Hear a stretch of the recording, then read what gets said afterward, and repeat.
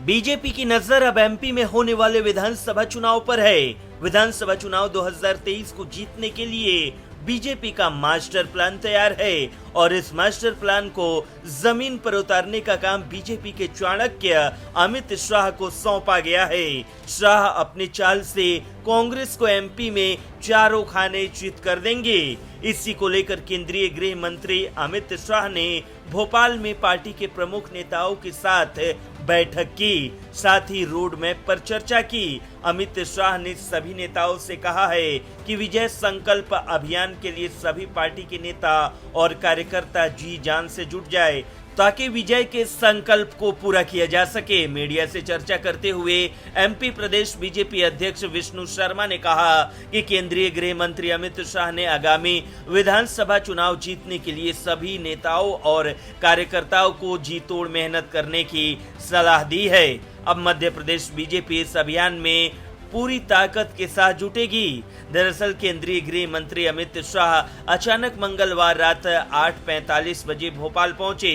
सोमवार शाम को ही उनका मध्य प्रदेश दौरा तय हुआ था। बीएसएफ के विशेष विमान से राजधानी भोपाल के राजा भोज एयरपोर्ट पर उतरे अमित शाह सीधे बीजेपी कार्यालय पहुंचे और बैठक शुरू कर दी। रात 11:30 बजे तक चली इस बैठक में मुख्यमंत्री शिवराज सिंह चौहान, केंद्रीय मंत्री नरेंद्र सिंह तोमर, केंद्रीय मंत्री ज्योतिरादित्य सिंधिया, मध्य प्रदेश बीजेपी अध्यक्ष वीडी शर्मा सहित कई वरिष्ठ नेता शामिल हुए। बैठक को संबोधित करते हुए अमित शाह ने सभी नेताओं से कहा कि आगामी विधानसभा चुनाव के दौरान बीजेपी पूरे राज्य में विजय संकल्प अभियान चलाएगी। अमित शाह ने विजय संकल्प अभियान की रूपरेखा भी सभी नेताओं से साझा की। बैठक में चुनाव अभियान को लेकर रणनीति पर भी चर्चा हुई। वहीं मध्य प्रदेश में इस बार के चुनाव में अमित शाह से लेकर पीएम मोदी भी जी तोड़ मेहनत कर रहे हैं। ऐसे में अब देखने वाली बात होगी कि क्या एक बार फिर बीजेपी को सत्ता का स्वाद मिलता है या नहीं। ब्यूरो रिपोर्ट, न्यूज़ चौक। दिल्ली के सीएम अरविंद केजरीवाल और सांसद संजय सिंह आए दिन पीएम मोदी और बीजेपी के खिलाफ अनाप शनाप बकते रहते हैं। केजरीवाल एंड कंपनी की राजनीति सिर्फ बीजेपी को टारगेट करने से चल रही है। हालांकि इसी दौरान पीएम मोदी पर केजरीवाल ने कुछ ऐसा बोल दिया जिसके बाद से आम आदमी पार्टी की मुश्किलें बढ़ी हुई है। अब प्रधानमंत्री नरेंद्र मोदी की डिग्री से जुड़े एक मामले में दिल्ली के मुख्यमंत्री अरविंद केजरीवाल और सांसद संजय सिंह अहमदाबाद की मेट्रोपॉलिटन कोर्ट में पेश होंगे। बीते 7 जून को हुई सुनवाई के दौरान दोनों कोर्ट नहीं पहुंचे थे। वकील ने पेशी से छूट के लिए आवेदन दिया था, जिसे कोर्ट ने एक्सेप्ट कर दोनों को 13 जुलाई को कोर्ट में पेश होने का निर्देश दिया था। आपको बता दें कि अहमदाबाद में स्थित गुजरात यूनिवर्सिटी ने दोनों नेताओं के खिलाफ मानहानि का केस दर्ज करवाया है। पीएम मोदी की डिग्री से जुड़े इस मामले में केजरीवाल और संजय सिंह पर यूनिवर्सिटी की छवि खराब करने का आरोप है। गुजरात यूनिवर्सिटी ने दायर याचिका में कहा है कि केजरीवाल और संजय सिंह लगातार संस्थान की प्रतिष्ठा पर सवाल उठा रहे हैं। उनको पता है कि पीएम मोदी की डिग्री पहले ही वेबसाइट पर अपलोड की जा चुकी है। इसके बावजूद दोनों नेता कह रहे हैं कि डिग्री न दिखाकर यूनिवर्सिटी सच छिपा रही है, जबकि ऐसा कुछ भी नहीं है। कोर्ट में 15 अप्रैल को हुई सुनवाई में आपके दोनों नेताओं को 23 मई को पेश होने के लिए आदेश दिया था। जज ने कहा था कि प्रथम दृष्टया इनके खिलाफ आईपीसी की धारा 500 मानहानि के तहत ही मामला प्रतीत होता है। दोनों नेताओं को 23 मई को कोर्ट में हाजिर होना था, लेकिन वे नहीं हुए। आपने दावा किया कि कोर्ट से कोई समन ही नहीं मिला था। इसके बाद कोर्ट ने दोबारा समन जारी किया और 7 जून को पेश होने के लिए कहा था। गुजरात हाईकोर्ट के सिंगल जज जस्टिस वीरेन वैष्णव ने चीफ इंफॉर्मेशन कमीशन के 2016 में दिए गए आदेश को रद्द कर दिया। इस आदेश में पीएमओ के जन सूचना अधिकारी और गुजरात यूनिवर्सिटी और दिल्ली यूनिवर्सिटी के पीआईओ को मोदी की ग्रेजुएशन और पोस्ट ग्रेजुएशन की डिग्री की डिटेल पेश करने के निर्देश दिए थे। अडानी मुद्दे पर जेपीसी की मांग को बेकार बताने वाले एनसीपी चीफ शरद पवार ने अब पीएम मोदी की डिग्री विवाद पर अपनी अलग राय दी है।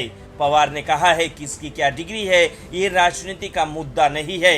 बेरोजगारी, महंगाई, कानून व्यवस्था जैसे मुद्दों पर सरकार की आलोचना होनी चाहिए।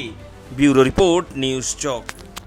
दिल्ली में मुख्यमंत्री केजरीवाल के दावों की हवा निकल गई। दिल्ली का ऐसा हाल हुआ है जैसा आप सोच भी नहीं सकते हैं। फ्री की रेवड़ी और अपनी राजनीतिक फायदे के लिए केजरीवाल ने दिल्ली को नर्क बनाकर रख दिया है। बारिश के बाद अब केजरीवाल के दावों की हकीकत सामने आ गई है।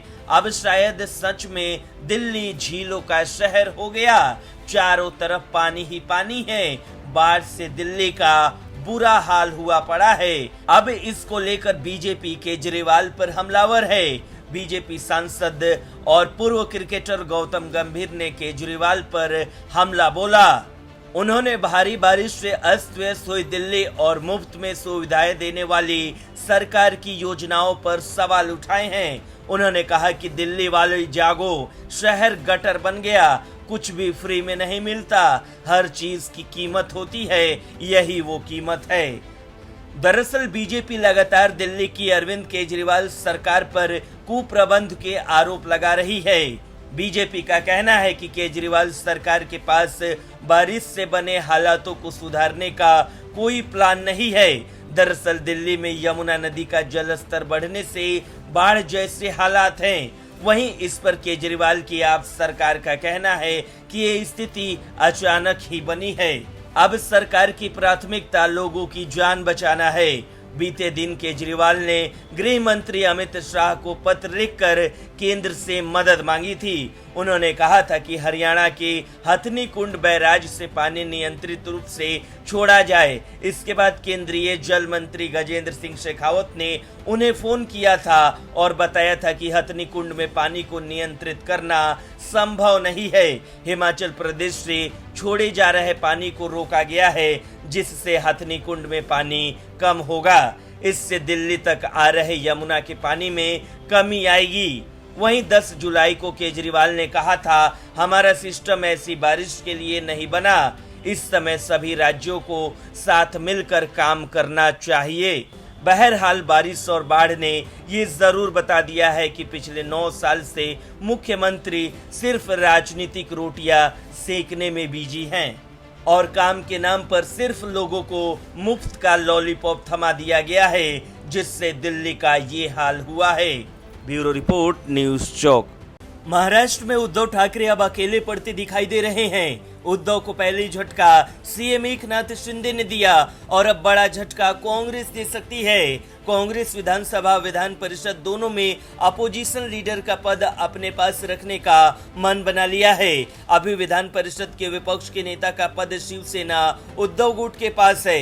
यदि कांग्रेस दबाव डालकर शिवसेना से विधान परिषद के विपक्ष के नेता का पद वापस ले लेती है तो शिवसेना को एक और बड़ा झटका झेलना पड़ेगा। नागपुर में महाराष्ट्र कांग्रेस के अध्यक्ष नाना पटोले ने कहा कि महाराष्ट्र में बीजेपी कलंक लगा रही है। महाराष्ट्र की जनता कह रही है 105 एमएलए जीत के दिए, ये गलती हमारी है।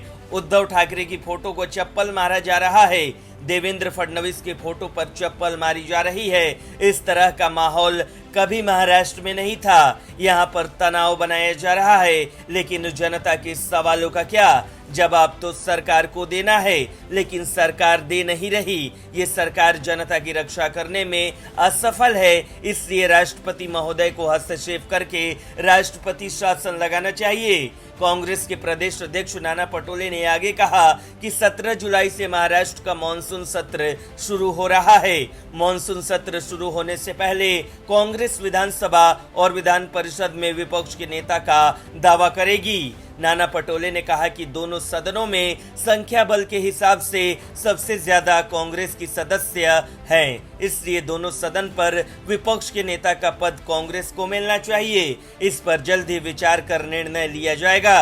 गौरतलब है कि अभी अजीत पवार विधानसभा में विपक्ष के नेता के पद पर थे, साथ साथ अंबादास दानवे इस पद पर हैं। कांग्रेस का मानना है कि इन दोनों पदों पर अपना दावा करना चाहिए। महाराष्ट्र के प्रदेश अध्यक्ष नाना पटोले ने कहा कि 2 दिन पहले राहुल गांधी के साथ प्रदेश कार्यकारिणी की बैठक में आगामी विधानसभा और लोकसभा के चुनाव के संबंध में चर्चा हुई। नाना पटोले ने कहा कि कांग्रेस पूरे महाराष्ट्र में 48 की 48 लोकसभा सीटों और सभी विधानसभा की सीटों पर चुनाव करने की तैयारी में जुट गई है। ब्यूरो रिपोर्ट, न्यूज़ चौक।